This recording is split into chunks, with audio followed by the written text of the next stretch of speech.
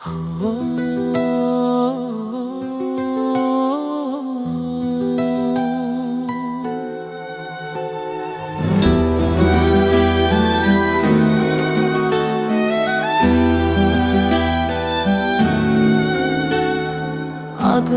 yaşayır dillerde ibad, yerde göyde danışır adınla.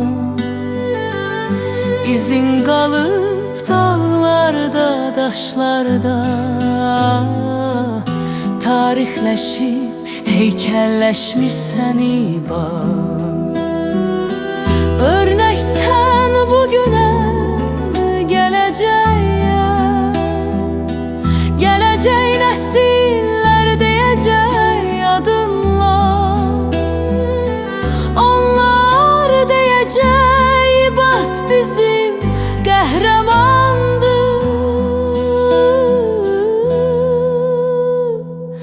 Dünyaya qəhrəman kimi doğuldun ibad. Dünyaya qəhrəman kimi doğuldun ibad.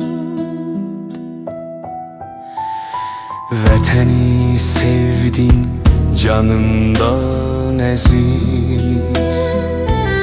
Vətənin yolunda, elin yolunda